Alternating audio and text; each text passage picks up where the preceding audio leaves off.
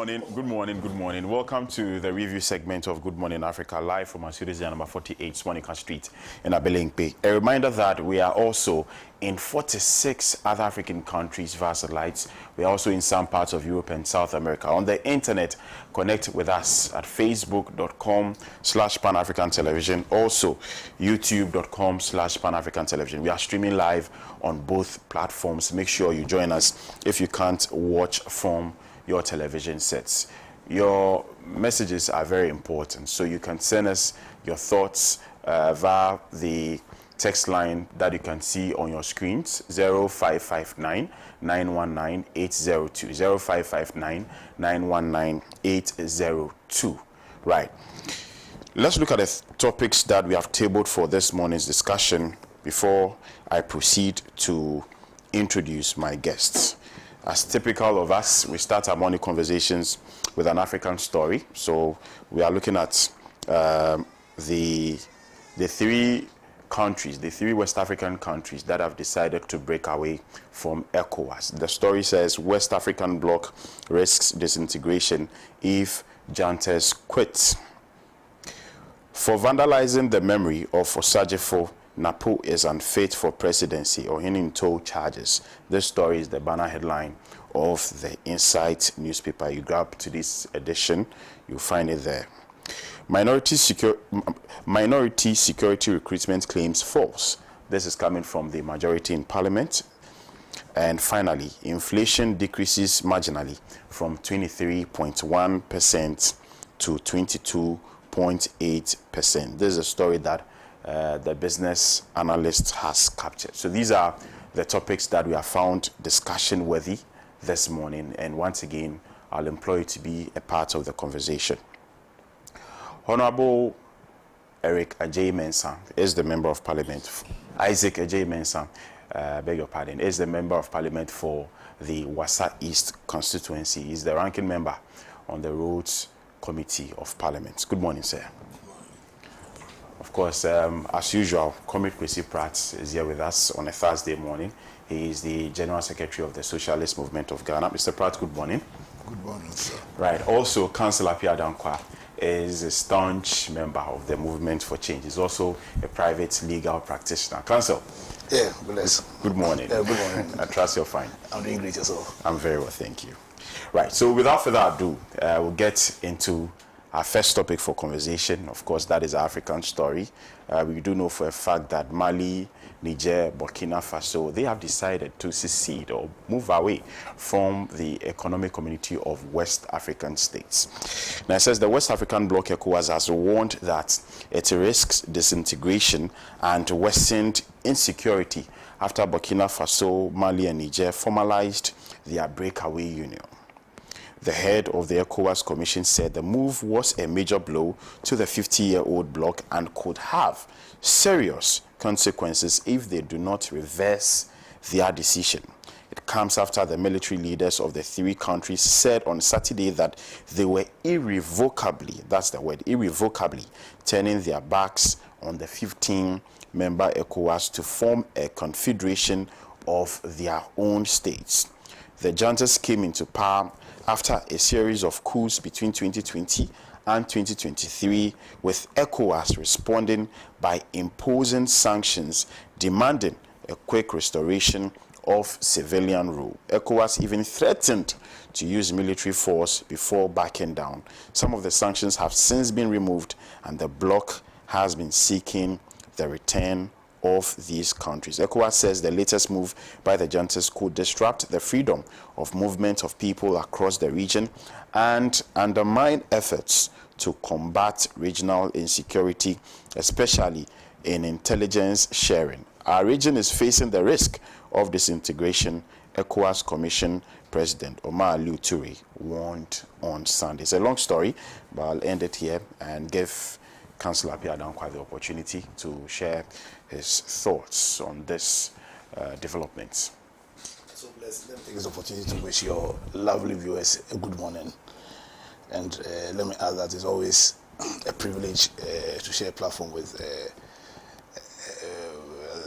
titan of politics in Ghana, that's my uncle Kwesi Pratt, and say good morning to Honorable Isaac. I had the privilege of meeting him on Saturday. I think we had a pretty nice show. Hopefully we can have a good discussion this morning. I'm not too glad to see that some of us have been proven right. As in, when there's issue, when ECOWAS took this shocking stance of attempting to breach all the principles that govern international relations in terms of the principle of non-interference, respect for the sovereignty of countries, and a massive disregard for a fundamental principle of law that says that where a coup d'etat is successful, then it is legal for all intents and purposes. To decide to go as far as attempting to declare war on another sovereign only because leadership had changed, not by way of voting, but by a military takeover. I think the dangers we are all facing now, as in the sad disintegration of ECOWAS, in my view, is as a result of the crass manner in which ECOWAS leadership handled Niger, handled Mali, handled Burkina Faso, and also the hypocrisy in the stance that they took. Because ECOWAS seems to give the impression that they are disciples of democracy, when really, if you are going to be, when you take a critical look at the kind of democracy we largely practice in West Africa, then the conclusion you come to is that it's not true democracy. Because really, you see, democracy isn't just about voting, like I keep on saying. Democracy isn't just about voting. Indeed, when you take the definition of what democracy is, and the definition being a government of the people, government by the people, and government for the people, then my personal view is and has always been that what we practice largely in the different countries in West Africa, and particularly in Ghana here, is just a third of what true democracy is. And so if we ourselves are struggling to perfect the art of democracy, then why would you attempt to undermine the purpose and the benefits that we all stand to gain from integrating as one? Because what the past half a century, I think there has been a massive drive, or even more than half a century, after the Second World War, I must say, drive at various countries integrating. So you have the UN, we've had ECOWAS itself, right now we see the EU and all. And to think that our leaders would take these crass steps at disintegrating ECOWAS on the altar of a fundamental lack of respect for the values that ought to hold these various countries together. We are here pushing concepts like the Africa Continental Free Trade area and all. Now, if we do not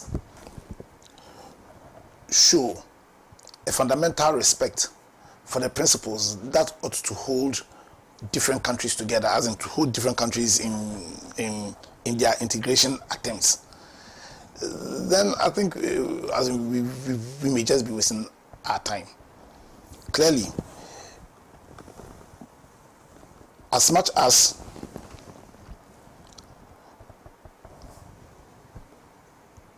we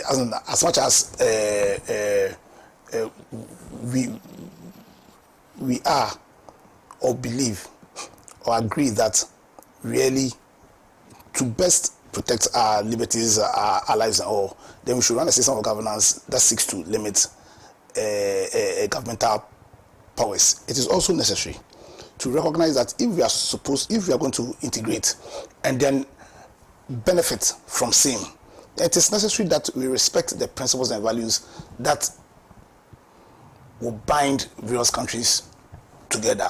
Principles being a fundamental respect for the sovereignty of other countries, a recognition that we cannot interfere in the internal affairs of other countries unless the grounds for which such interferences can be occasioned happen.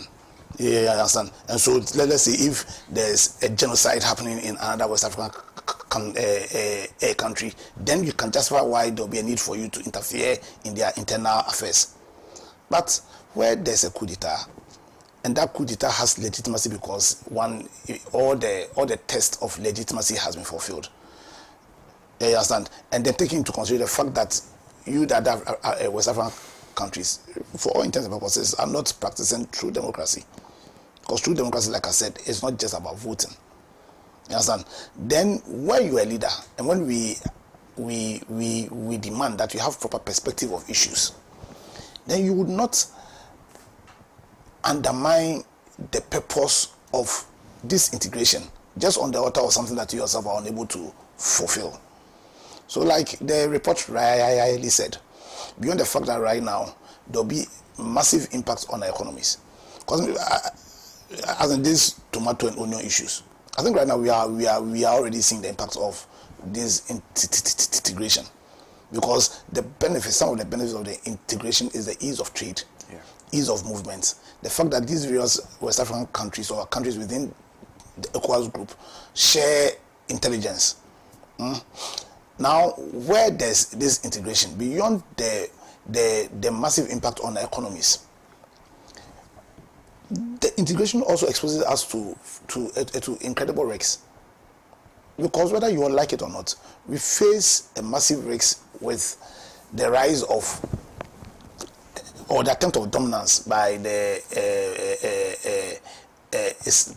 Islamic terrorists. You understand? And so where we have acted in a way which has disintegrated this group, then at least then at the end of the day we are exposing all of ourselves to danger.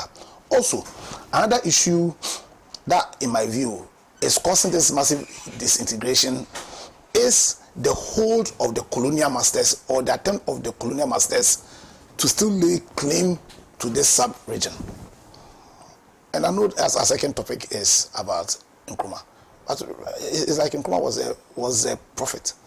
I understand. Because we will recall that one of the massive problems Kwame had was his push for a fundamental, what's called, independence from our colonial masters. You understand? And the debates he had with Hofi Boanye of Aricos concerning him. Because right now, because of the hold France still has on large members of ECOWAS, and the impact of same, and the fact that the issues that Niger, Mali, and Burkina Faso, or let's say the members of the ASS, members of the ASS, but their group is called ASS, no so.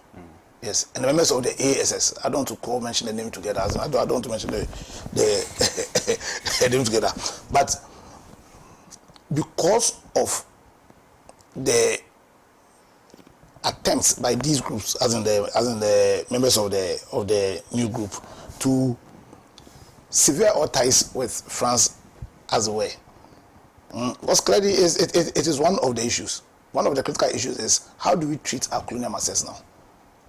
That's what that's one of the major causes of all the issues ECOWAS is having now.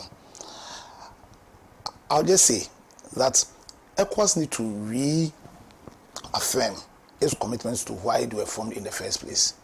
Reaffirm its commitments to the principles and reasons why we even push for independence in the first place.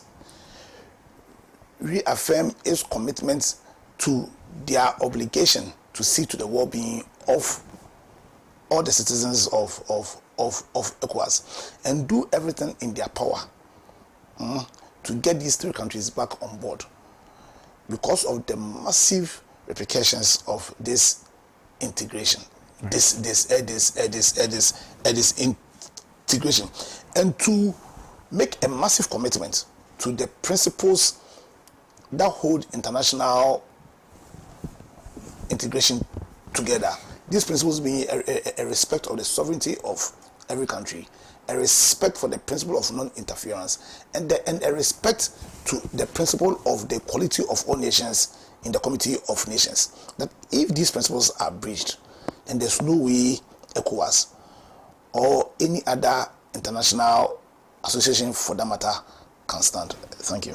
All right, thank you very much, Councillor Apiadanko. Let me come to Honorable Isaac Ajay. Yeah, thanks very much. Again, I want to greet the panel members. I'm having the opportunity for the first time also to participate in this program with Supremo, Comrade Chrissy Pratt. And so I'm honored to have him here also.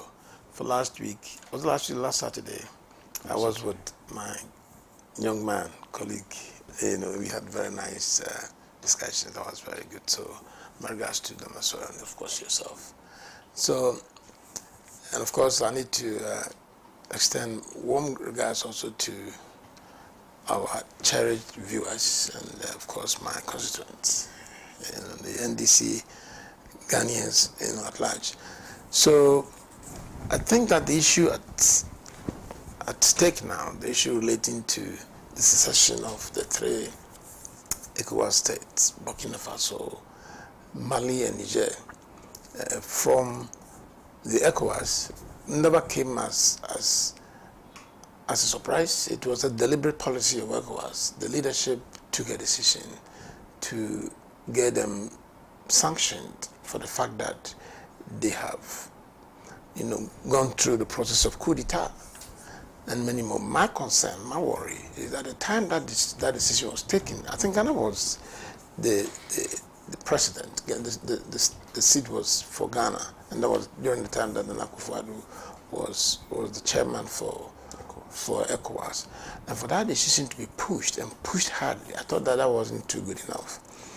I thought that, and I still think that if they had been engaged and maybe try as much as possible to bring them on board, what are the issues that necessitated the coup d'etat and many things? We have been beneficiary of coup d'etat, and also we have also been, we suffered from coup d'etat as well when Nkrumah was brutally overthrown and many more. And most of our problems, some of us think that emanated from that era. But whatever it is, we have also had some benefits of coup d'etat. When democratically elected government become dictatorial and many more,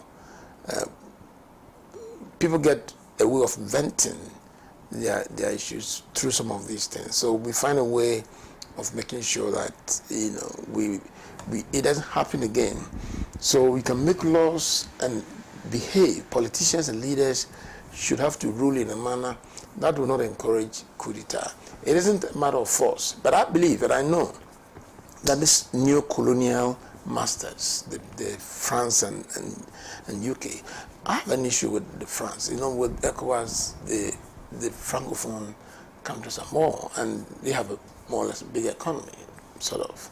So I think the fact that these three countries, these three military rulers who have taken up the mantle for themselves to get out of the shackles of France, imperialism and France colonialism, that one alone, I think that it should be something that we need to look into properly, because Ghana is losing so much from this decision for these three states to secede, because we benefit from the, you have the port, Takoradi and Tema, and the Burkinabés, the Nigerians and Malians, they take a lot of their products from here, and many more. So if you get into the statistics, I have no doubt that we get to know that that decision alone, that our president, when at that time was the chairman of ECOWAS or the president of ECOWAS, that decision alone wasn't in the interest of Ghana.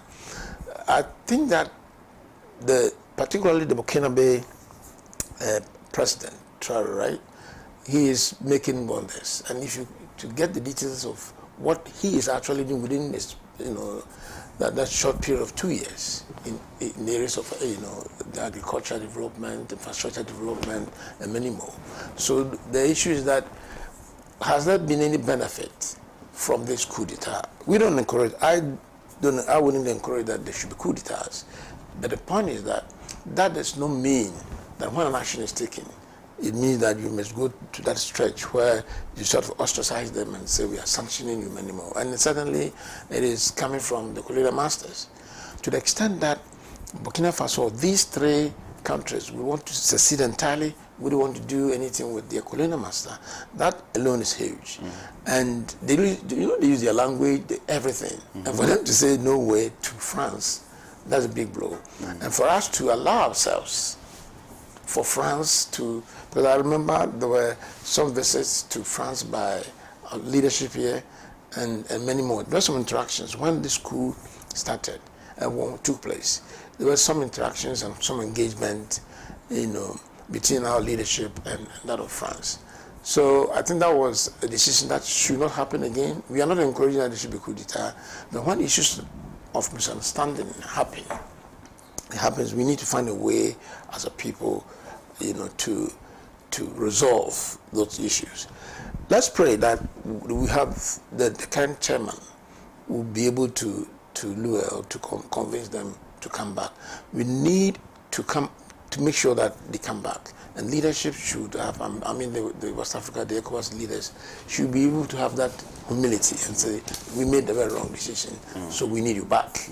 We need them back because it is major concern for, and a major slap to the EU, the African, unity, the basis for which our president, former president, fought so hard with some resources from this country, get that done. So when you see all this disintegration, the question is that, where are we going? And the new colonial, the warnings by Dr. Kwame Nkrumah about the worries and the canker of new colonialism are beginning to rear its face. So I think that for the three ECOWAS states, the current leadership should do whatever they can. And our outgoing president, Nana Akufo-Addo, who was the head of the ECOWAS regime, the ECOWAS period when he was the president, I think that he should do more. If it is the fact that we still have to bring these people back, because these people are serious now, and they say, no way, we are not coming back. And it is one way or the other affecting our economy. He should do more. He should encourage at least the leadership, the presidents, to do more to convince, to woo them to come back into the group. And so if you are not able to do this, it's a first step. And it is something that I think we in the West, the ECOWAS region should be concerned. Because if you are not able to hold tight, hold together the group, what effect has it got on the total group, the EU?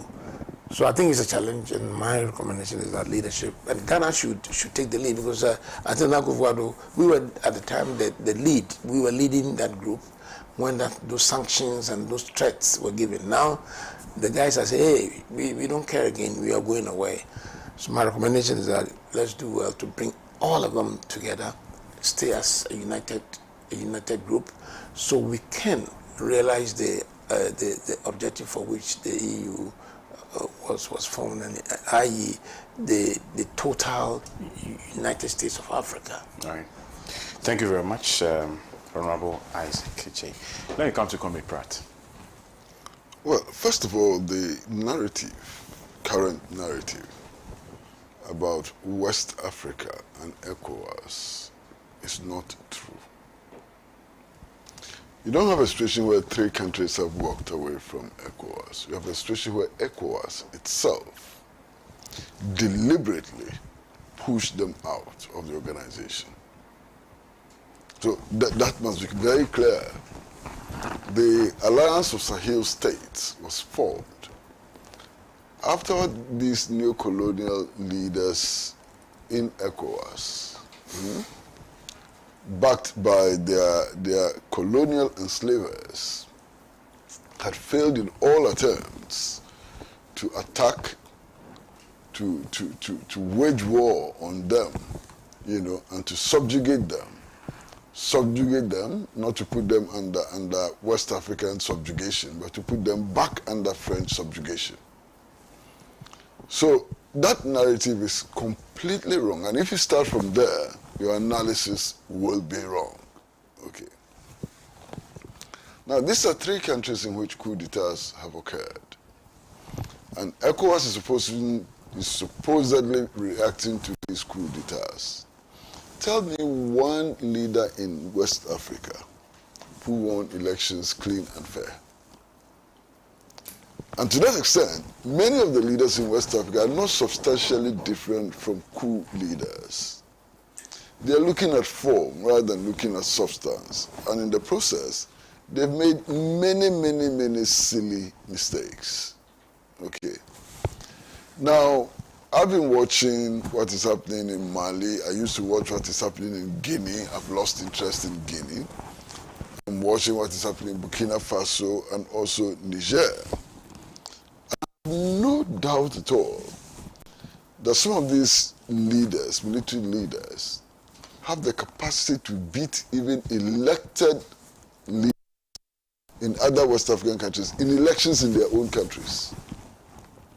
So what is this fixation with democracy and so on? I mean, I've seen this young chap who was taking over in Burkina Faso. I've seen the way his people react to him. I saw him at the Alliance of Sahel States, the conference which was held only a week ago.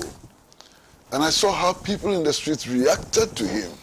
Let any of these leaders who claim that they are democratic go to any African country and see whether the African people will react to them that way. Nana Addo Dankwa Akufo-Addo, the Ghanaian president, went to Guinea to urge the Guinean junta to hand over power to an elected government. Did you see how he was booed in the streets of Conakry? How the people turned out in their numbers to reject him and his message and so on. So we are talking about democracy. We are essentially talking about, governments which have been elected by their own elections. We are talking about governments which have pursued of their people and so on. I don't see in the 13 or 12 other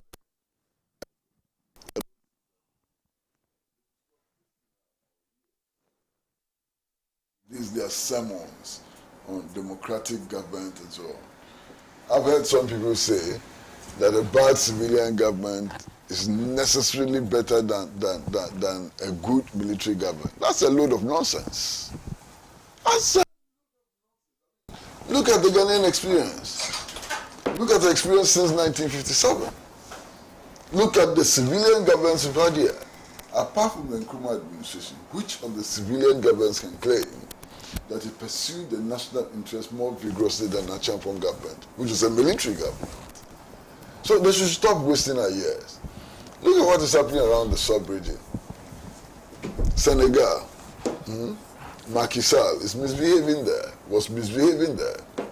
You think that if Macky Sall had manipulated the situation in Senegal, had changed the duration of his term of office and so on, and claimed to have won an election, all these ECOWAS leaders would not have gone there to congratulate him and to participate in his swearing in. Look at Alassane Ouattara. Changed the constitution to allow him to run again. He ran again, he claimed to have won. All of them went there to congratulate him. Is that good governance? And there's something very interesting about La Côte d'Ivoire. Alassane Ouattara has the knack for once in a while suggesting who is likely to replace him as head of state. It started with Guirassy Soro. What happened to Guirassy Soro? Guirassy Soro today is in exile. The others that he announced as his apparent successors, what happened to them? They died. You understand? This guy is also parading himself as a democratic leader, insisting that other countries should follow his example. How did he get to power? First of all, through the establishment of a ragtag army and with French military support. That's how he got to power. He didn't get to power in any democratic way and so on. So it's clear. Now, I think that a wave of patriotic revolutions is sweeping across West Africa, and perhaps very soon it will sweep across the whole of Africa.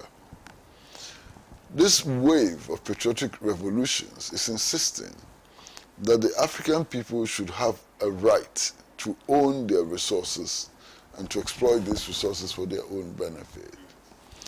This wave of patriotic revolutions insists that there should be no foreign military bases on our soil. This wave of patriotic revolutions insists on the unity of the African people, political, economic, and others, you know. This wave of patriotic revolutions insists that African countries should have their own currency and not be holding to the Central Bank of France and so on. These are popular demands in Africa. This is what the African people want. And those leaders who want to stand up against the popular demands of the African people, those who want to obstruct the realization of the true aspirations of the African people, should understand that, look, as for the people, the masses, if they don't get what they want, they throw you out of power. And I expect a lot more of these patriotic revolutions to hit Africa. It started in Kenya. What do you think is going to happen? Kenya would never be the same again. You know, we are in West Africa. Insurgents attacked Burkina Faso and took close to 60% of the total land area of Burkina Faso. These leaders who today were asking France to give them $20 million to go and kill fellow Africans. What did they do about the jihadist insurgency in all of these countries? Absolutely nothing. They should just stop wasting our time. You understand? They should just stop wasting our time. The alliance of Sahel states has come to stay. And yesterday I listened to the president of ECOWAS, who granted an interview to the British Broadcasting Corporation, saying that, oh, they are not against the alliance of Sahel states. They could still maintain themselves as alliance of Sahel states and remain part of ECOWAS. They've come to accept it. And then she said that, look, there are other bodies within ECOWAS which are still functioning, like the Mano River Union and so on. So why can't the alliance of Sahel states continue to function? They are coming to realize the reality. It's not about these countries coming back to ECOWAS. Coming back to ECOWAS to do what? Look at how Benin is misbehaving. Benin is deliberately blocking exports from Niger to China. What has ECOWAS done about the misconduct of the government of Benin when it comes to blocking exports from Niger to China? Absolutely nothing. Those are the concrete things that they need to do in order for the African people to think that, you know, they are serious. They haven't done anything about it, okay? As we speak, all French-speaking African countries have to deposit their foreign reserves in the Central Bank of France, okay? The effect of that is that these African countries borrow their own money for their development, and they borrow their own money at interest. And African leaders are sitting there happy with this situation and condemning coup d'etats. What's wrong with them? Listen to me very, very, very carefully. West Africa, we've been talking about a common currency for West Africa for how many years? For about 20 years. It hasn't happened. The last summit they had in Abuja, they were still talking about convergence criteria and the need to bring some reports and so on. The alliance of Sahel states has moved ahead. The alliance of Sahel states will have a common currency before ECOWAS. Why? They are serious.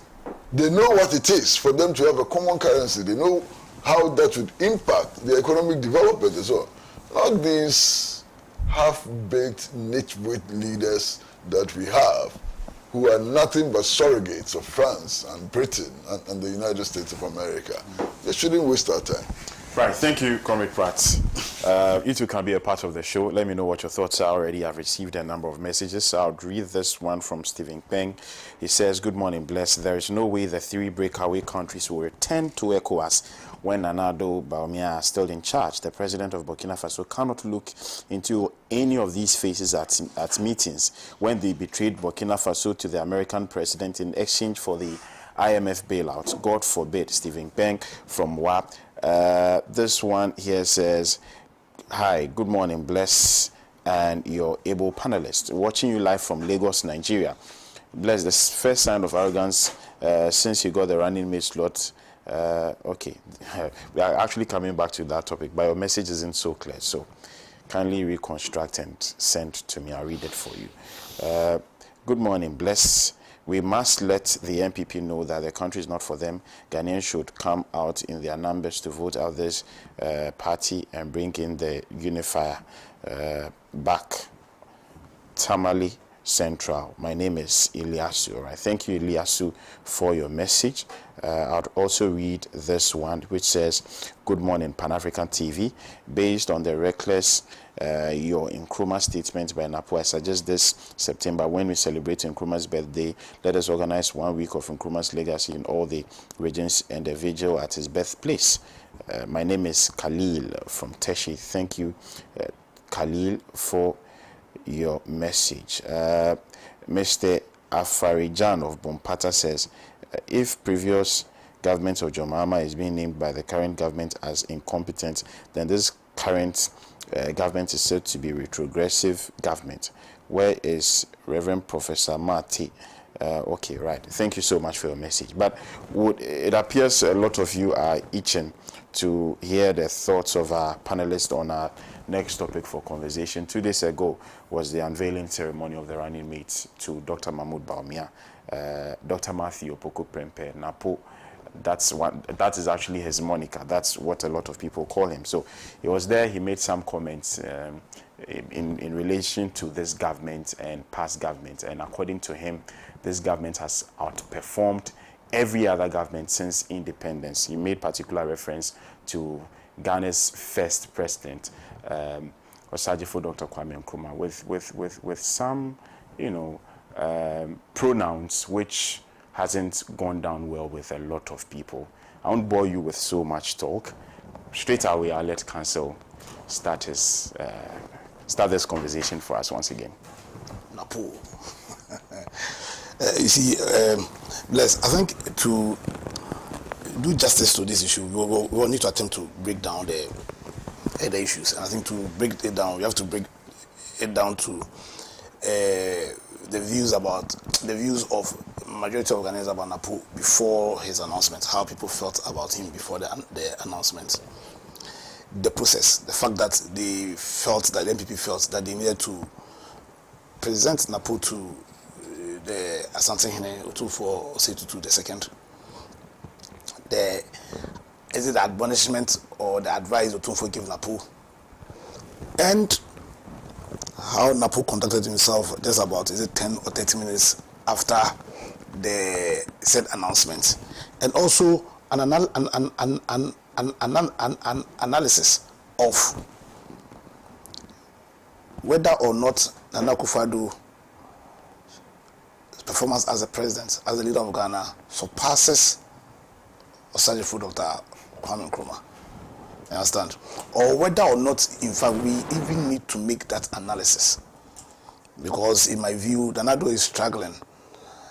He's struggling to be the worst president of the Fourth Republic. You understand? But I think we need to place the issue in these various headings, then to be able to discuss it very well. I think over the past, when news broke out, and I think it started with, less officially, with the publication of the NIB about the fact that Napo was the most suitable person per their opinion polls or per their research to become His Excellency Mahmoud Bawumia's running mate. Indeed, I've had my own say about it, my own views. I was privileged to have sat with Kwame and Kojo Yankson here when we discussed Napo and we all shared our views. Kojo Yankson made what is now turning out to be a prophetic statement that the dangers with appointing Napo lies in the fact that he's just a statement away from collapsing the entire campaign of His Excellency Dr. Mahmoud Bawumia. I think last Saturday we discussed him again, and if there was one call about Napo's candidature, it was the view that he was too arrogant and the level of his arrogance does not represent the values of the people of Ghana, and because of that, he was not suitable for the position of vice president. Because, see, we need to understand that once you are contesting the potential, you can be the vice president of Ghana. And so when you are making an analysis, when you are making a decision concerning that candidature, you must make that decision in the light of the suitability for that role, and the role being the vice president of Ghana. And Ghanaians had their view. In fact, that because of the perception of he being arrogant, indeed, my own general, Nana Hinto, indeed said that it is not a perception, that indeed Mateboko Prempeh is arrogant. My view also about, and I think I've made that view clear, that Napo's choice represented the value of the NPP now, and that when they were considering him, they had no regard for Ghana, but their regard was for their party, the loyalty to their party. I've heard that the choice, as in their consideration, was also premised on their desire to energize their base, and because they wanted to energize their base, they felt that they needed to choose somebody that represented their value sets. And we all know that right now the NPP's values or spirit, as they say, is more of a familiar one than of a good spirit. Yeah, you understand? So those were the considerations before. Then they presented Napo to the Otumfuo himself, and I think Otumfuo, certainly also being a Ghanaian and having heard what Ghanaians were saying, felt that he needed to advise Napo, essentially to say that people are saying that Napo was arrogant, and that Napo must go and prove them wrong. Was he Otumfuo knows Napo, and knows that Napo is not arrogant. He didn't bring him up to be arrogant, and so he should go and prove Ghanaians wrong, and that he should not let Bawumia regret for choosing him. Even in the presentation before the Otumfuo, there were also some issues. The fact that the Otumfuo said that if Napo misbehaved, the Otumfuo was going to call him to order, and it brings up a lot of questions, as in Otumfuo calling the vice president of Ghana to order.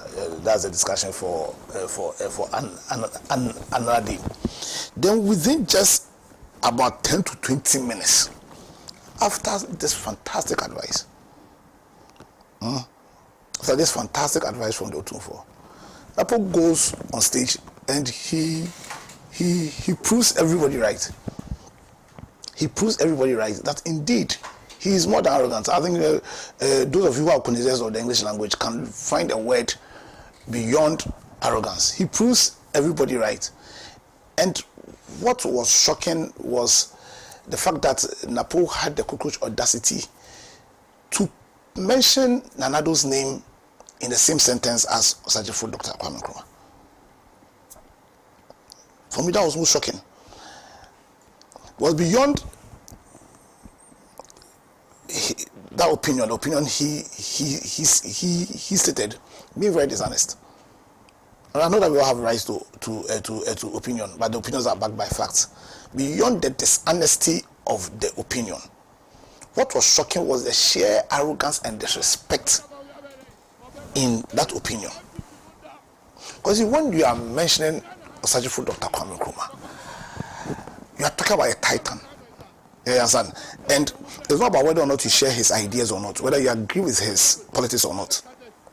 But for me, you see, I always say this, that we do Kwame Nkrumah a big disservice when we reduce an analysis of Kwame Nkrumah to he built Akosogoda, he constructed the Tema Harbor. See, when we reduce Dr. Kwame Nkrumah to that, I think we do the great man a huge disservice. Because what problem was Kwame Nkrumah confronted by? When they brought him from the USA to Ghana in 1940, what was what problem was he? You see, beyond his drive, his ingenuity in organizing a movement that ultimately led Ghana to gain independence, his biggest task: how are you going to integrate the people of Gold Coast, Ashanti, the Northern Territories, and the Transvolta? How were you going to integrate them? Especially taking into consideration that just in 1901, Ashanti and essentially Gold Coast had fought a war. we know we say it is the Anglo-Ashanti War, the Yasa-Santua War, but the war was largely forces from Gold Coast. And so there were a lot of people who were still alive. How was he going to integrate them and forge that one Ghana? How was he going to alter or forge a culture? You understand? A culture that he recognized that we needed if we were going to prove to the world that indeed the black man was capable of managing his own affairs. How was he going to create that black star? Create a belief in the black man that he is capable of the greatness that we have seen other races show, or restoration of that greatness. Also, that task Nkrumah took upon himself to lead the integration of Africa.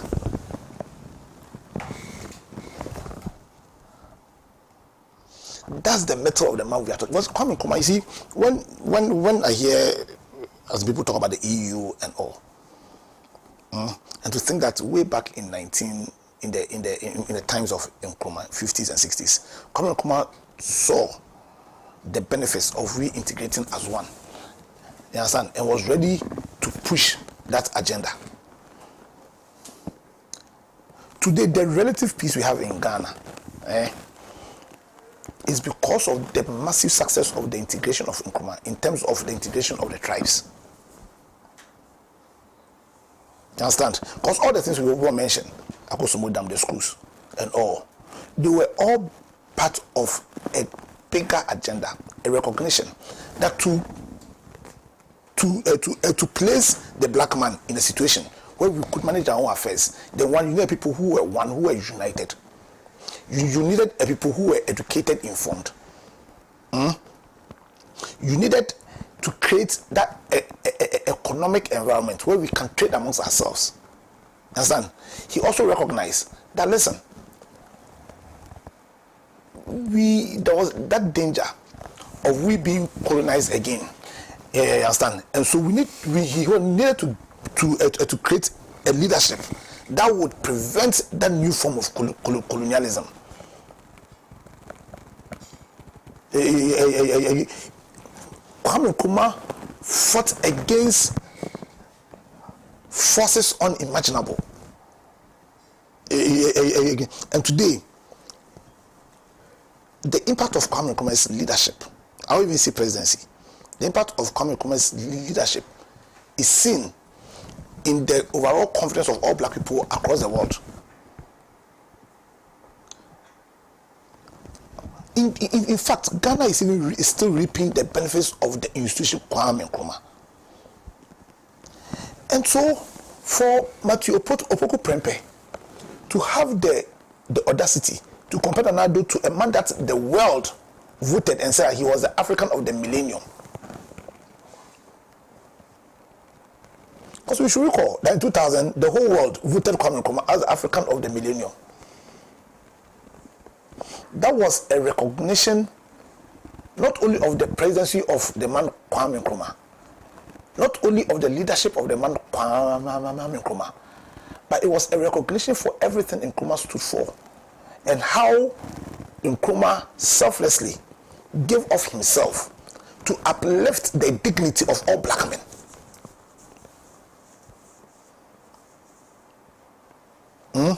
To uplift the confidence of all black men.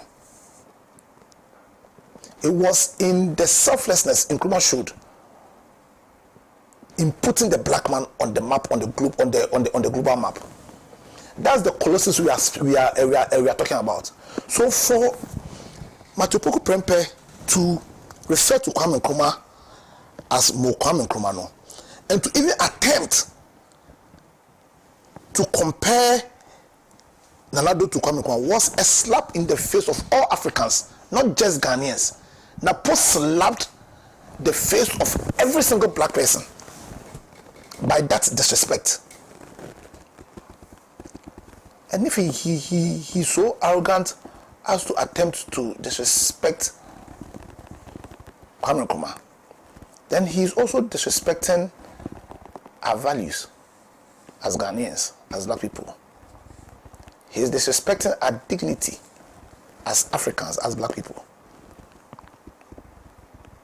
Now, how can somebody who does not value our values, our principles, somebody who does not respect our dignity,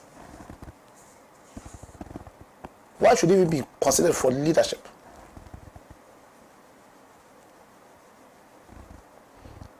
Because to disrespect Nkrumah, or if he does not recognize that disrespecting Nkrumah means that he's disrespecting everything that we stand for.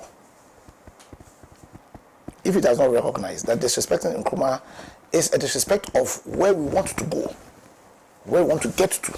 The call on all Ghanaians is for us to come together as one people to restore Ghana as the black star of Africa. That's the call.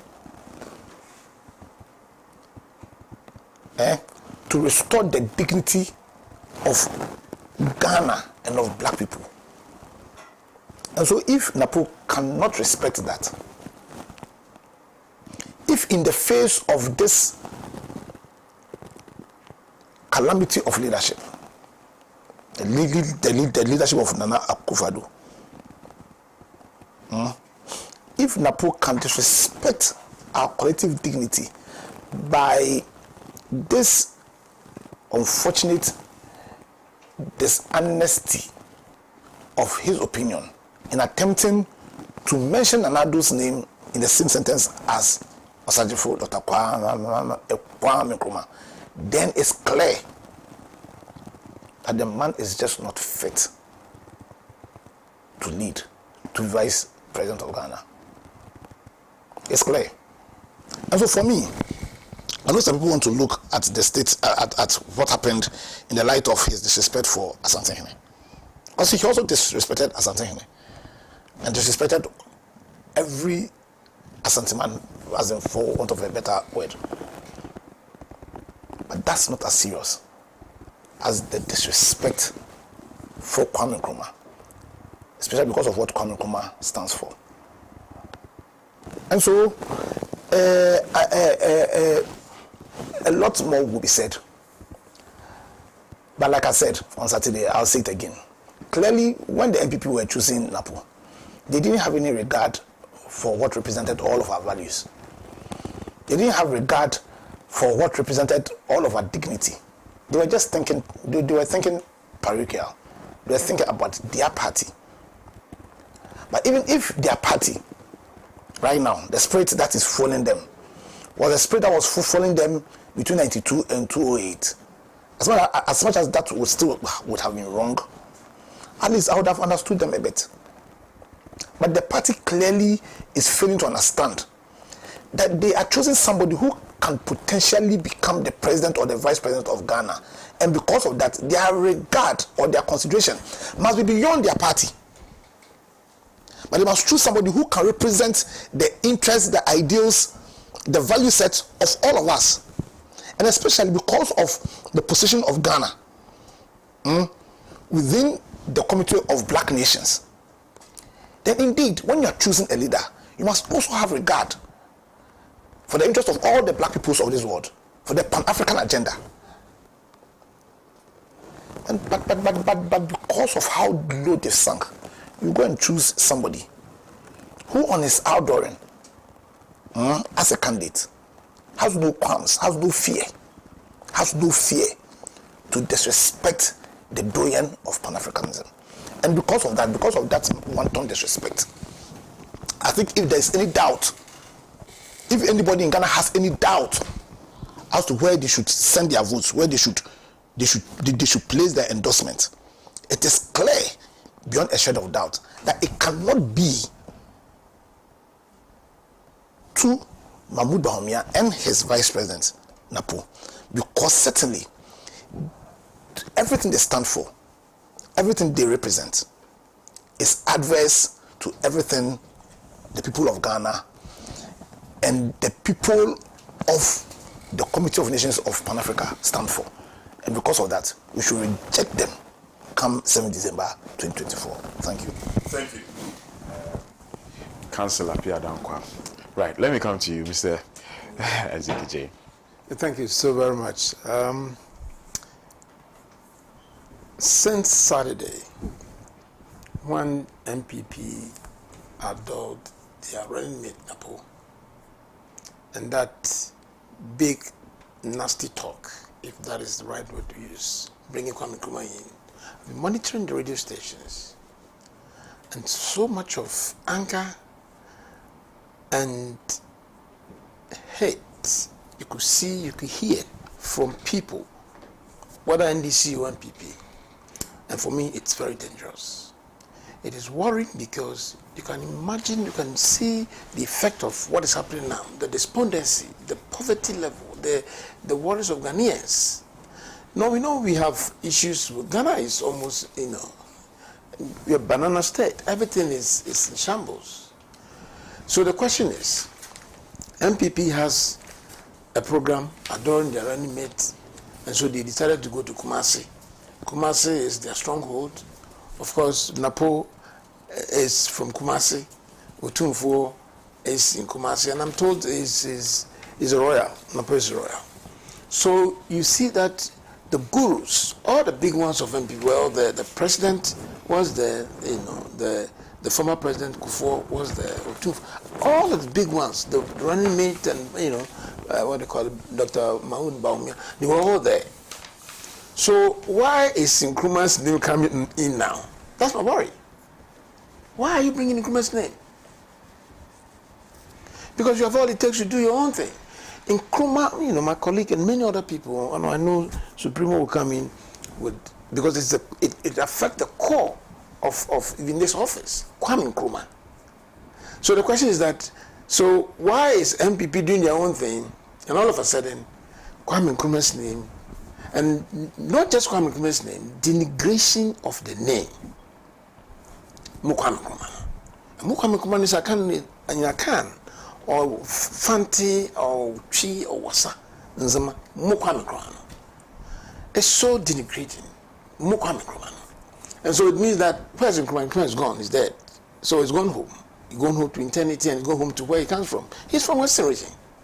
And so apart from, we are not drumming this drum of bigotry or whatever, but people across the world, particularly and specifically in the region, the chiefs and many, the Nzimas, the Wasas. Nkrumah was a Wasa and a Nzima. And we are proud of that son from that region to Ghana. And that son from Ghana to Africa. That son of Ghana to the whole world. And so I'm back to my question again. Why Nkrumah's name is coming on board now? I think that as quickly as possible, ASAP, the MPP leadership should find a way of rendering some apology. Of course, it probably would be good for NDC because we are government in waiting. But the point is that they should, as much as possible, quickly get that apology rendered. You know why? We are in election year, and so anything that will be done, and that is done to affect the unity of this country, should be discouraged. Should be discouraged because we are aware of the problem that we find ourselves now. Back in 1966, all the good stuff that Kwame Nkrumah did are as new, as reasonable, as perfect as today, as it was in the past. That visionary leader. So the concern is that coup that overthrew Kwame Nkrumah has been the basis, the worry for Ghanaians now. And you know the argument that was raised, Nkrumah was a dictator, Nkrumah had used Ghana's money and to whatever, and many more. But you can just count,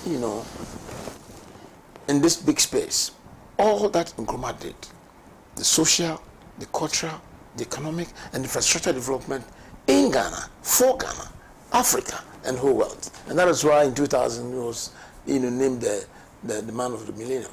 So the point I'm driving home is that now MPP, that stock that overthrew Nkrumah, they framed Nkrumah as a monster and so on. They've also had an opportunity to rule. They've had an opportunity to rule. President Akufo-Addo, of course, Busia for a short period, right? So Busia had the opportunity to rule. We are aware of what Buja did. Now, President Kufuor and Akufo-Addo. So the question is, is this thing that you people were pushing and trying to drive Nkrumah away? Look at all those good stuff, the development projects, the social development, the economic development, everything that Nkrumah nurtured and gave to Ghana. They are all been destroyed, rubbished, trashed, and many more. And the question is that, where is the replacement? I'm just trying to draw our attention to the fact that MPP has its own adorable running mate. So why Nkrumah? It is, some of us believe that it is an attempt to justify the overthrow of Nkrumah, and with no proof. Otherwise, why could Napo be comparing Nkrumah to Akufo-Addo, which Akufo-Addo himself knows? He goes everywhere and say, Kwame Nkrumah Ghana. I'm told Akufo-Addo was a young pioneer, right? Supreme wasn't a young pioneer. As a member of the CPP. Okay, a member of the CPP. And he goes everywhere and talks about Kwame Nkrumah's Ghana. Kwame Nkrumah's Ghana. So why is this comparison? For me, it's uncalled for, it's unnecessary, it is illogical, it's unfortunate. I probably don't want to come into the space of insult. It is absolutely uncalled for. And quickly, the apology must be rendered immediately for the sake of the country. That's unity. Otherwise, the white man who sits in America and UK, those people think that, we have the son, and he did so much, a man of the millennium. And you, Ghanaian, you don't even see it. Akufo-Addo himself knows that it's uncomparable. He cannot compare his deeds and whatever to Kwame Nkrumah. Not. And I witnessed, I was in that was 2020, when in one of the presentations of President Mahama, he says, why are you comparing? They still compare themselves to Kwame Nkrumah. And that is why we need to cure this. They have to get, of course, they are hesitant. Come 2020, at 2024, Ghanaians will give that resounding victory to President Mahama and NDC to come and correct all those, those debris, those trash that we encounter with all the resources and everything, money that has come into the hands of Akufo-Addo. So I think that we must avert our minds to the fact that that unnecessary coup, the coup that overthrew Nkrumah. And you remember the issue of founding father. They said 6 people had founding fathers of Ghana, and I listened to Senior Colonel Pratt in one of his presentations on the founding father and the founding fathers. It's a founding father. Kwame Nkrumah is the founding father, and so day in and day out, especially when Akufo-Addo is hesitating and MPP is hesitating, they want to find a way of justifying that coup, that overthrew Nkrumah. All our problems now, I think that can be pushed, that decision, that support, that coup that took place in 1966, because and only because they also have had an opportunity to rule democratically, but they've not been able to prove to Ghanaians the very justification for that coup. And that is why they think that Nkrumah was a dictator, Nkrumah was that, in spite of all the things that has come over the whole world saying Nkrumah is the man of the millennium. In fact and indeed, as for the Napo as a person, my young man and my colleague has done good justice to that. But that's my core. MPP cannot compare, that MPP stock cannot compare themselves to Nkrumah, the CPP, what Nkrumah did. Because at the end of the day, they've had opportunity 3 times. Buja's time, I'm talking about democratically elected government, that tradition is still there. From Buja's time to Kufuor and to Akufo-Addo. They have woefully failed. And that they can never. But you see, a lot of Ghanaians, they have large stock of youth, right, who never witnessed Nkrumah, even Rollins. And so when you get people like Napo, who's a beneficiary of the good works of Nkrumah in Kumasi, he attended the University of Science and Technology. That was built for him by Nkrumah. The respect that Nkrumah gave to the Ashanti Kingdom, the fact that the National House of Chiefs would have to be built in Kumasi, the respect that was given to the stool, the king. I'm told he's a royal. A lot of people have said a lot about that, but I want to draw attention to the fact that it is unjustifiable. They cannot justify the 1966 coup. Nkrumah is still a legend. Nkrumah is Nkrumah. What he's done for Ghana. You don't even talk about Ghana. What did he do in Ghana? So much, infinitesimal. The huge thing that Nkrumah did so, internationally, that is when you talk about Nkrumah and you don't rise up. We probably should have risen up for him. And I know probably when he comes, he'll do something like that. So I'm so worried. And immediately the MPP, because all the big ones are there. And Akufo-Addo knows himself. That he cannot be compared to Akufo. Why would you allow this young man? So tomorrow, in the unlikely event, of course, he's not taking up his political cap. In future, he probably, as for this 2024, he's hesitant, but he still has that ambition. He may, in future, who knows? So should he come back again as a leader in this state? Is it attitude? Is it what is in his head? Is it what is pumping to people's mind? When he knows very well that this government has woefully failed Lebanon and Akufo-Addo. And, I don't know what, Napo, and it all adds up to his emotional intelligence skills. He hasn't gotten it. Because the former President Akufo was there, wasn't he? Yes.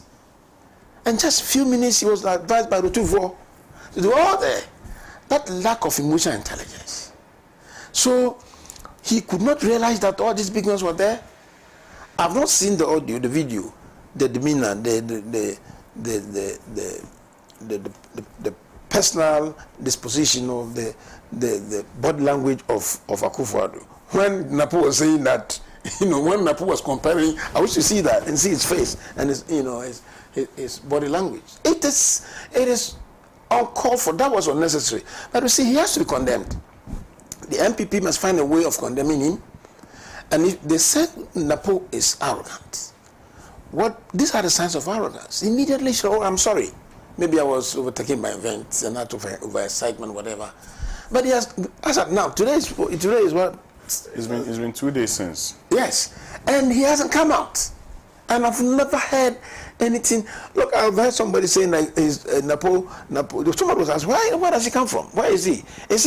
Where does his mother come from? And they're trying to trace nobody. And some people are saying that his mother is Wasa Western region. Can you imagine? Napo is not from Western region. He's not. But maybe it's true. Maybe it's Wasa. Sorry, he's not. I'm a Wasa myself. I'm a fiancé. I've never seen Napo anywhere. Now when the trash is coming onto him, they are bringing it to Wasa. Now the whole world is seeing that thing, that quality of Napo. Now they want to find out why he can. Because see, Otufo was there. And everybody knows that you are royal. Now people are questioning, where does the boy come from? When exactly Otufo was there advising you, then right from there you went berserk. He was out of the work. So I think that I'm not going to go too much into Napo's personality, persona. But all I'm trying to drive home people to know that this is an MPP agenda. It is not Napo. Napo is just trying to push it for them. It's an MPP agenda. Otherwise, you should come quickly apologize. And it gets to the core of Ghana our problems. What Nkrumah did and all that they did to trash away Nkrumah, it couldn't happen. It couldn't succeed. So I think that for the people of Western region, I'm sorry that this thing is happening. I've not heard any of the chiefs from the Zimas, from the Wasas, talking about, probably they will come out. That sense of bigotry, that tribalism should not be encouraged at this stage. We need a united Africa, a united Ghana. Nkrumah, when Nkrumah died, you go to Nkrofo, go to Swahim. What did Nkrumah do there? The rules and everything. He was a unifier. At this time, we need Ghana to be united as Nkrumah left. And now, I think that, maybe Supremo, you talk about it. I'm concerned, I never witnessed Nkrumah's era. I'm not sure that this level of decadence and, this nationalism and and that sort of thing that existed in Nkrumah's time could be compared to now. It cannot be compared. So I think that, as for Napo, I wish him well.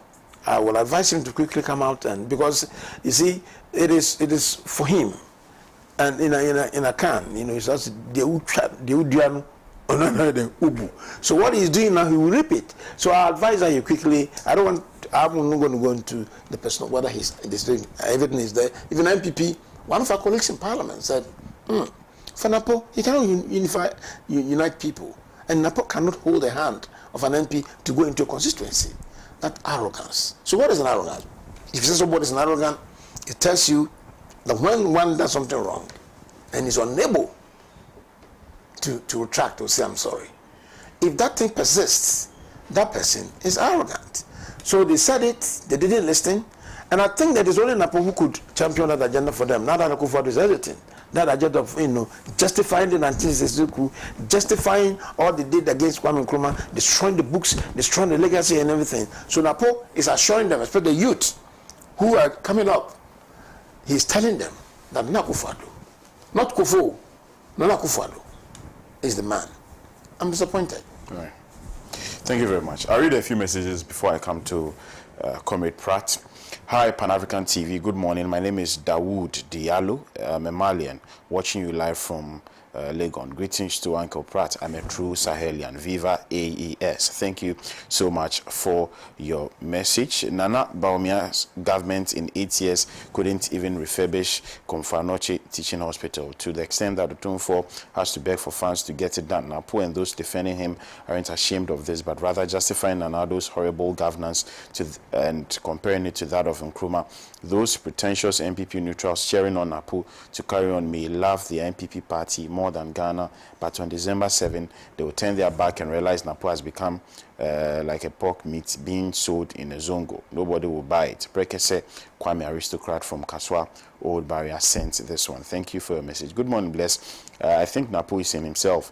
He has shown to Ghanaians that he is arrogant and disrespectful for attacking Dr. Kwame Nkrumah. Shame. Good morning, Bless. Whether you're Nkrumah or the Nkrumah, the 2024 elections will tell. It's very clear that the said arrogance is running through his blood. My special greetings to your respectable panelist. Al Hassan from Tamale sent this one. Thank you, Al Hassan, for your message. Good morning, Bless. How would you compare this nation destroyer to Dr. Kwame Nkrumah? Musa from Tamale sent this one. Good morning, Bless. Randolph Dauphin, watching from Freetown in Sierra Leone. Bless, from all indications and what I'm seeing from Dr. Baumia's campaign is that he's gaining momentum by the day. I also watched the rally at his running mate's hometown.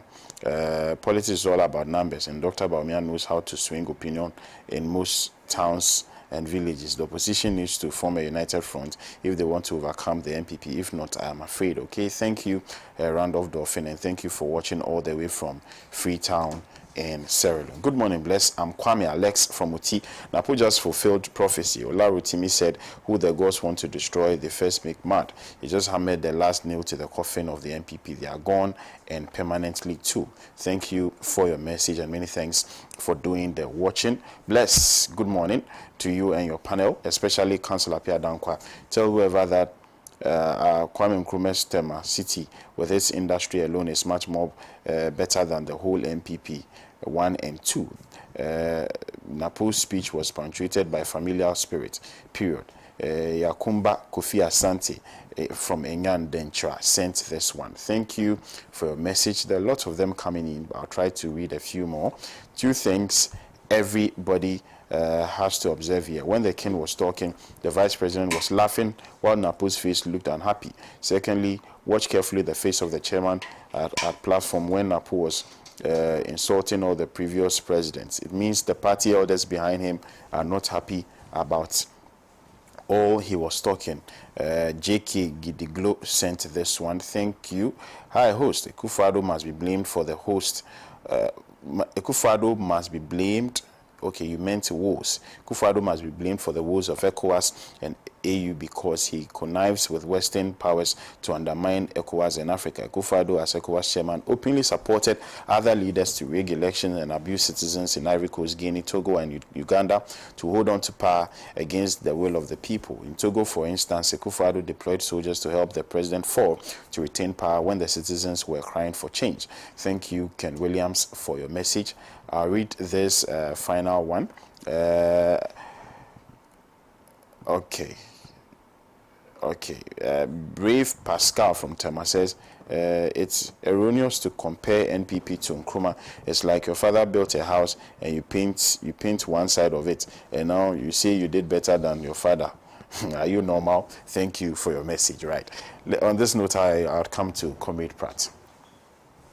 Well, I mean, the thing that surprises me is the over-concentration on the insults that Matthew Opoku Prempeh heaped on Nkrumah. I'm not surprised by what happened in Kumasi. Because if you've been observing elections in Ghana over a long period of time, election periods are actually punctuated by the stimulation of a wave of anti-Nkrumah rhetorics. Every election, it happens. Okay. Then you have the stimulation of secessionist activities in the Volta region. People want to succeed. They want to join Togoland. They put a truckload of sand on the main road and so on. It's normal with elections in Ghana. Then there's the string of lies, you know, wrong facts and so on, a lot of it and so on. So many. This is exactly what happened in Kumasi, and how can we be surprised? Quite apart from the blatant insults on Nkrumah, who is not just a hero of Ghana, but a hero of Africa and a hero of black people all over the world. Listen to him very carefully. Here is your Minister of Energy on such a huge platform, quoting Tony Blair of England and saying that Labour has just had a new Prime Minister and that Tony Blair has urged the new Prime Minister to make sure that before he leaves office, every British gets a national ID card. I don't think many people took note of that. I mean, this is outrageous. The British have had national ID cards for how many years? Decades. And yet to make the point that Bawumia is the ICT guru and so on, he's saying that the British are copying Bawumia. They are now going to issue ID cards, you know, to British citizens. A lot of people miss that. I mean, I couldn't believe it. So if a man who has been Minister of Education, Minister of Energy and so on, can look us in the face, mount a platform and say that the new British Prime Minister is being urged to introduce a national ID card for the British people, what else can't he say? If he can say this, what else can't he say? You see, and then he said something else. That for the last 8 years, there has been no hunger in Ghana. No hunger in Ghana. And that there is actually so much food that some people are stealing the food. And I was wondering which people he's talking about. People are stealing the food and taking it across the border. What is it? I mean, the man was completely delusional. You know, no hunger. And then the man who told us to go and compose our own timetable for power outage now tells us that there has been no power outage, no doomsor. Hey, Master, what is this? No doomsor? He looks us in the face, says there has been no doomsor. And as he was speaking in Kumasi, some people were experiencing doomsor. There has been no doomsor at all. And then he continued and continued and continued. Do you know that the secessionist movement in the Volta region has been resurrected? That's true to form. All of a sudden, the secessionist movement in the Volta region is waking up again. It's for election. This is what my friend Kwame Sefakai describes as silly time. Silly time. Time for silly statements and so on. This is a silly time. You understand? You see, I don't want to spend too much time on this topic. But listen, to try and denigrate Nkrumah, to try and poo-poo the achievements of Nkrumah and so on, is like kicking your feet against a rock. At the end of the day, what gets damaged is not the rock, it's your feet. And this is what Napoleon, Matthew Poku Prempe should be realizing by now. Nkrumah is not damaged at all. It's his own feet which he used to kick against the rock, which is damaged. You understand? And that's very, very clear. You see, my brother, it's just extraordinary. Look, if you read Ghanaian history, there's no doubt at all that the first time the Dankwa-Busia tradition won uncontested elections which could be described as free and fair, was in 2000. The first time. 1969, other political parties and political leaders had to be banned completely in order for the Dankwa-Busia tradition to win. 1979, they couldn't win. Even against a ragtag resurrected pro-Nkrumah's party, they couldn't win. They went into opposition. The first time they won any credible elections was under the leadership of former President John Agyekum Kufuor. So it is possible to argue that without the efforts of President John Agyekum Kufuor and his team and so on, the NPP would not be where it is today. So it is important to respect former President John Agyekum Kufuor. You cannot be an NPP person who cherishes your heritage and disrespect former President J. Kufuor. And Napo, complete disrespect for former President J. Kufuor. Thumping his chest. Nobody has done what Nanado has done. And even gave percentages and so on. That's a problem. But there's even a bigger problem. The pandering to Ashanti interests. The pandering to Ashanti hegemony and so on is frightening. Look, all of us are people of Ghana. Whether you come from Ashanti, whether you come from Wassa, whether you come from wherever, we should all have the same rights. We should all have the same privileges. No matter where we come from, no matter what language we speak. Kwame Nkrumah taught us that we are the same people struggling for our collective advancement. So when you see political parties and individuals pandering to ethnocentric, sentiments and so on, you should be frightened. It's an attack on the project that Nkrumah so carefully constructed. Some things shocked me. Okay. Now, it was clear from the rally and all the things associated with the rally that the Asante played a role in the selection of Napo as running mate of the New Patriotic Party. It's not in doubt. He himself admitted it. He had spoken to him before his nomination. He had told him how to conduct himself in order to win the nomination and so on.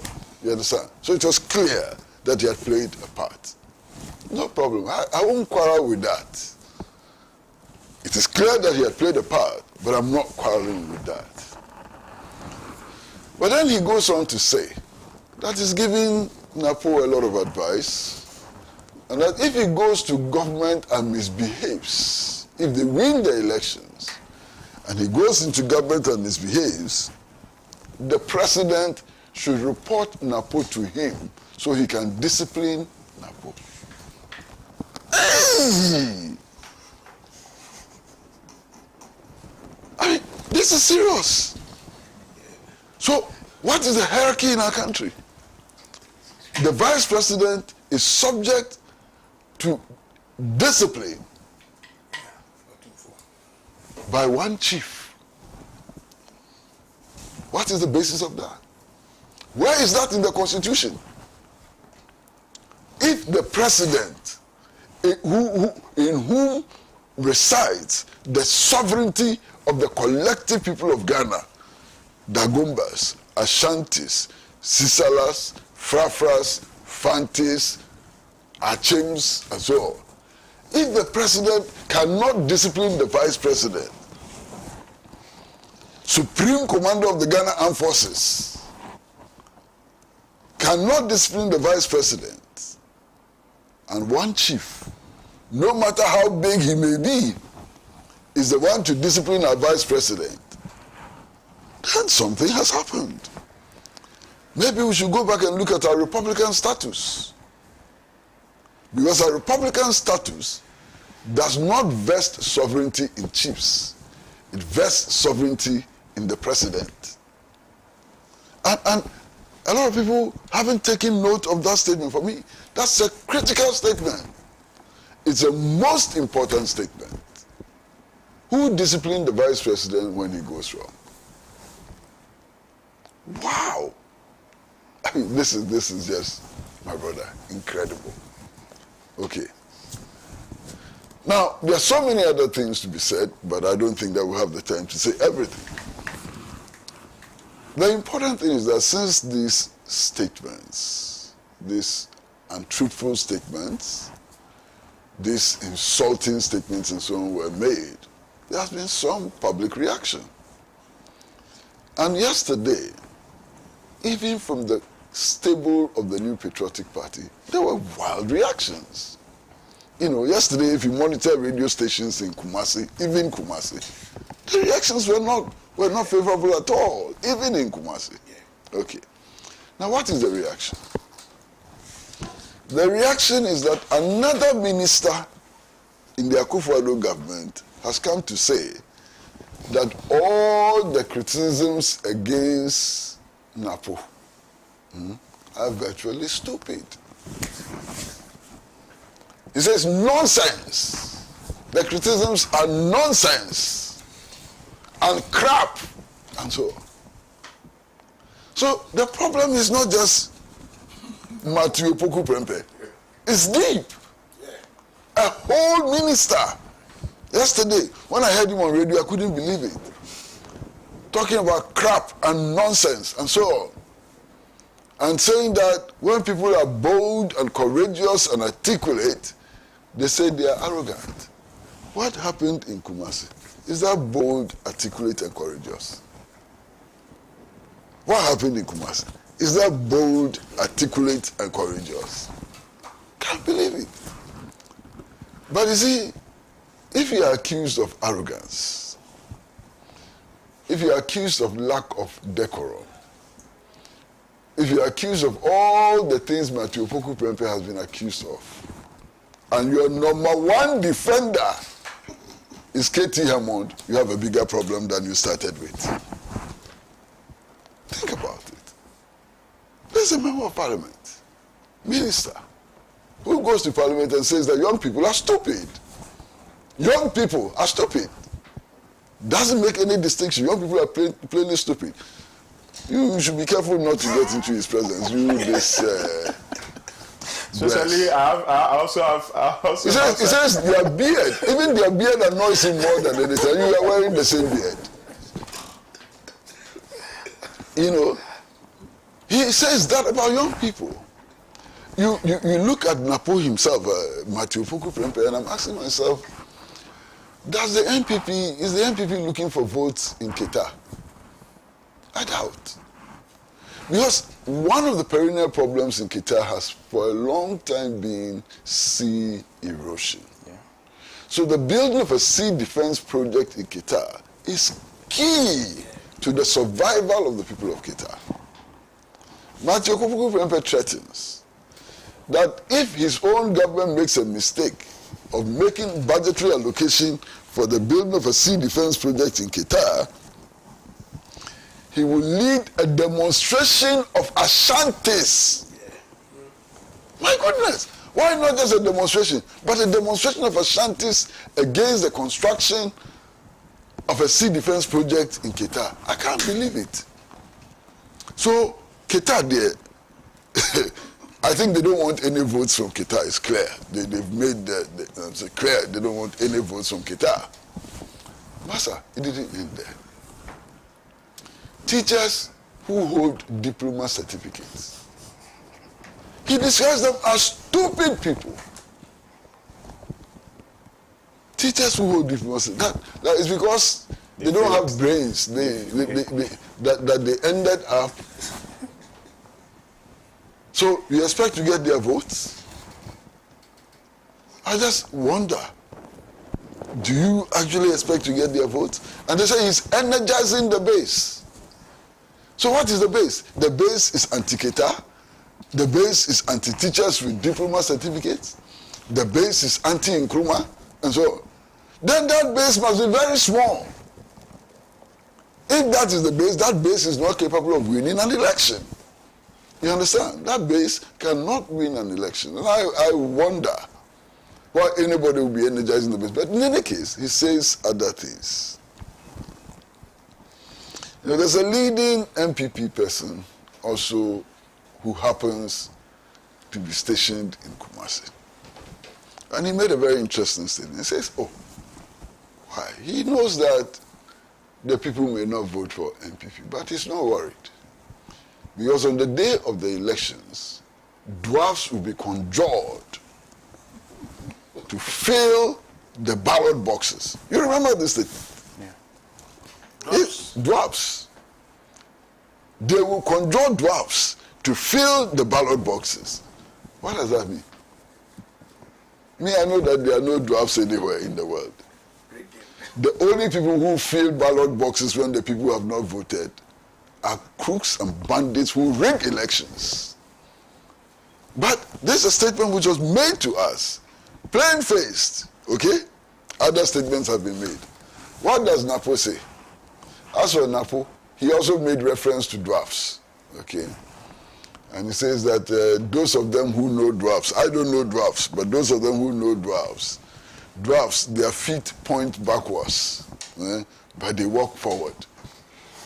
This is, before we went to day nursery, these were the stories that we were telling ourselves. It's true, before we went to day nursery, stories about dwarfs and the shape of their feet and so on. You have a vice presidential candidate still talking about dwarfs and their legs and shapes and so on. Unbelievable. My grandson may be more advanced than this. My grandson no longer talks about dwarfs and their legs and so on. But this is what the vice presidential candidate is telling us about dwarfs. But fortunately, he didn't say that dwarfs will fill the ballot boxes, but he says the angels of God. The angels of God will come all the way from heaven to fill the ballot boxes. Angels of God, which of them? Gabriel? Or Michael? Or which is the other one? The angels of God. Give me some of the names. Gabriel. Yeah, you only know two. You only know. Huh? There are some more. Yeah, but you know, Gabriel, if you read the Bible throughout. Yeah, but if you read the Bible throughout, there's no place in the Bible where Gabriel was interfering with elections.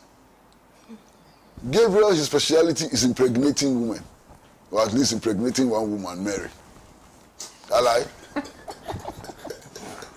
So he is now going to change the mandate of Gabriel to come and win elections in Ghana for them. Hey. And Michael, what was his speciality in the Bible? Angel Michael, he was a warrior. He's the leader of the angelic army. So they are the people who are going to win the election. Do you understand what he's saying? That your vote doesn't matter. Whether you vote for them or not, they will manage one way or the other to fill the ballot box. It may be Angel Gabriel, it may be Angel Michael, it may be the other one. Aitefrem. Opinions angel. Aitefrem. Yeah. They will come. They will come and fill the ballot box, so they don't need your votes. That's what he's telling you. Himself, I'm told. He says So maybe Angel Obini himself will also fill some of the ballot boxes and so on. I mean, it's worrying. And then it's even more worrying, you know, when you have the President of the Republic repeating his faded mantra that he would never hand over to John Mahama. Is that his business? It is the electorate who will decide who he should hand over to. He has no part in it. His vote is one. His vote is like mine. His vote is like yours. One single vote. The president doesn't have two votes. And yet he goes around insisting that they would never hand over to John Mahama. And why would they not hand over to John Mahama? I mean, sometimes, really, I pity these elderly politicians. You know, I pity them. Why would they not hand over to John Mahama? That their doomsday is better than Mahama's doomsday. Did we vote for anybody to come and give us doomsday? How can one doomsday be better than the other doomsday? I don't understand these things, you know. But in all honesty, Matthew Opoku Prempeh has done irreparable damage to the NPP and Bawumia campaign. I've heard many people like my boss here, the Honorable, asking him to come and apologize. Apologize for what?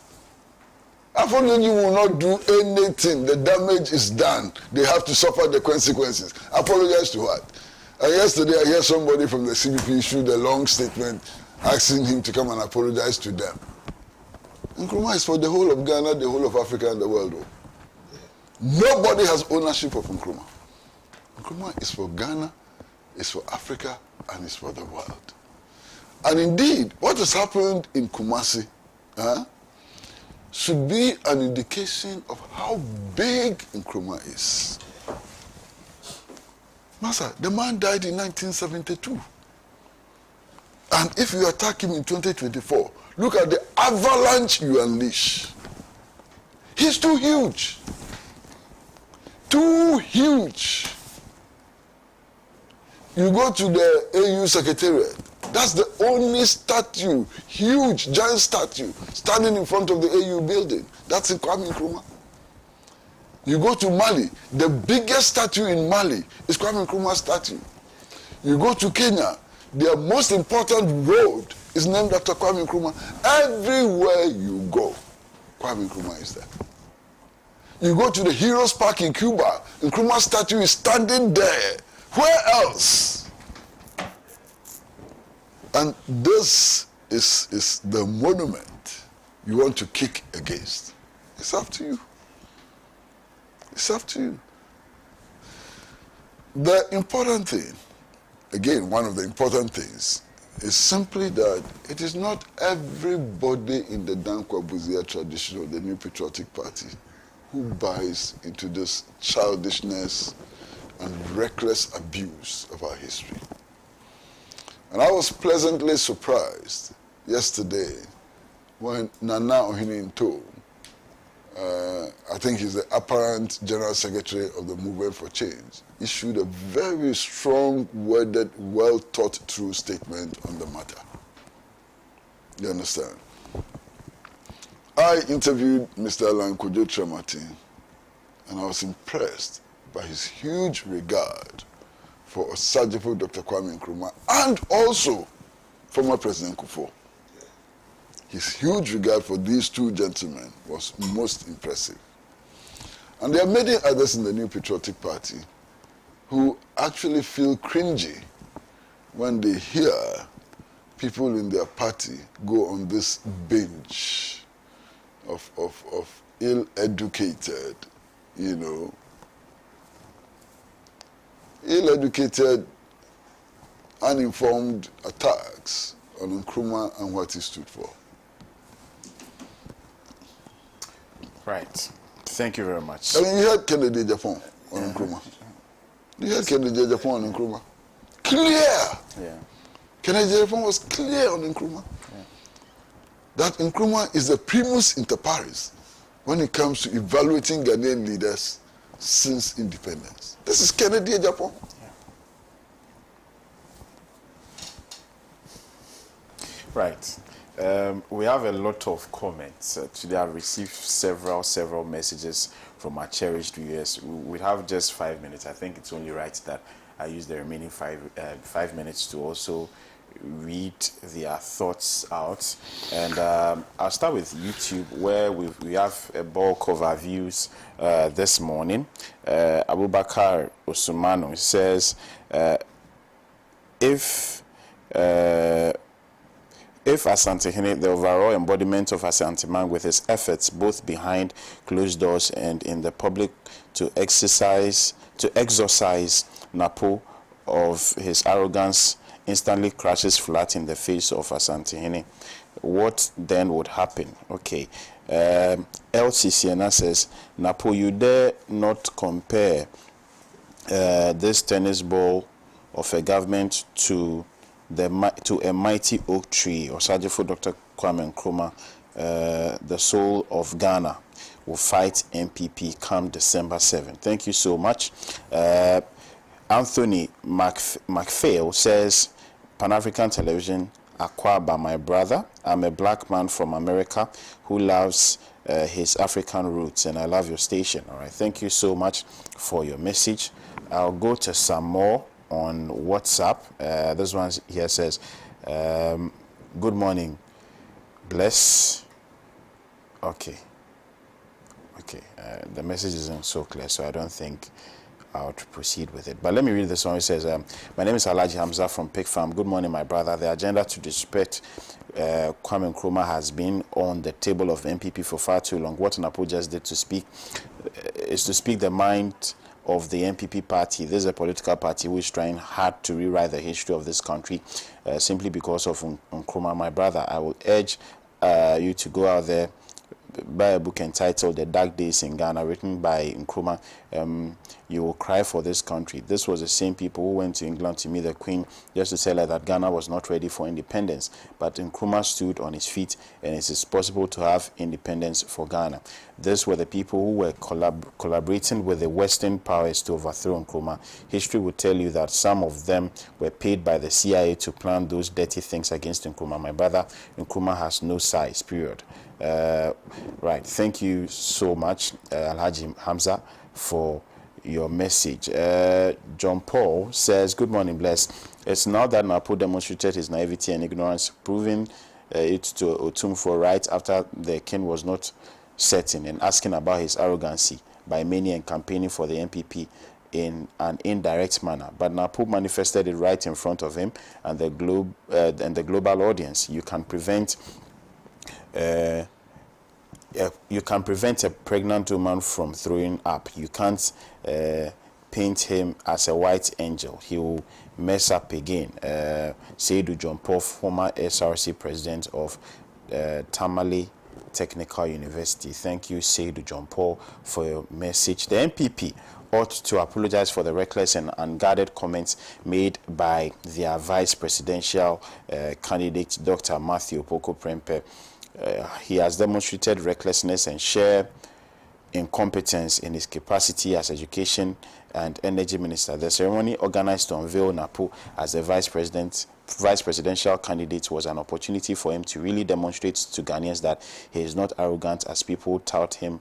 Unfortunately, he again chose to demonstrate sheer arrogance by dismissing the glaring doomsor under his tenure. Daniel Akpaliok from Sandema sent this one. Thank you, Daniel. Good morning. It seems we didn't get the signs and arts behind the unveiling of Napo as a running mate of the NPP. He was introduced to Asantene. This means a lot to the Ashantis. He was introduced to the grassroots and spoke to them as an Ashanti. This is also a plus. Though he got it wrong on some of the issues, the unveiling served its purpose. We need Napo to revive the developmental agenda of the nation, fearless and strict to tax. Thank you so much for your message. This one here also says, good morning, bless. Napo's boss is coming to serve also said something serious. So we have 1,000 ways to win the election. That day the MPP know how to win elections. Ghanaians should be worried about these people who are showing that they could go any length to win or break the 8. So from Francis Newedubia, thank you, Francis, for your message. Good morning, Pan-African TV, and to your noble panelists. It's a total disrespect and insult to the good people of Ghana to present both Bawumia and Matthew Opoku Prempeh as presidential materials for us to consider. and for Matthew to use derogatory words against Dr. Nkrumah, who labored and birthed Mother Ghana against resistance of Dankwa Buzia tradition, then his mental faculty can be questioned. We are waiting on December 7 to approach them. Dixon from Aflao sent this one. Let me read about 3 more messages from our Facebook. There are lots of them there. Good morning, panel. Wuntumi and MPP must know there is only one way to win election. Any other way is equal to stealing and rigging. That is their DNA. With huge income, without track or physical look of expenditure, thieves vote NPP out. Good and right minds of Ghanaians now should compare the speech made by Madam Professor, the running mate to JM, and Napo, the running mate to Dr. Bawumia, and make their choice when voting. They should vote wisely during the 2024 general elections. 2 people of the same characters to govern Ghana. Okay.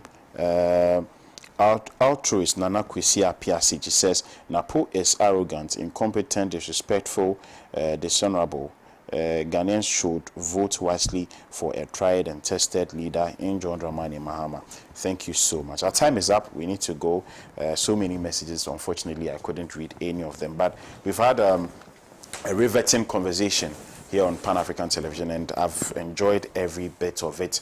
I want to believe that you also have, especially looking at the number of messages that we have received today. Special thanks to my panelists who took time off their busy schedules to join us this morning. Councillor Pierre Dankwa of the Movement for Change, also Honorable Isaac J. Mensah, who is Member of Parliament for the Wasa East constituency, and our very own comrade Kwesi Pratt, who is managing editor of the Insight newspaper. And to you, our cherished viewers at home, we value your participation, we value your time, we value the fact that you always tune in to watch this program. Do have a pleasant day. I'll catch you tomorrow. Bye-bye.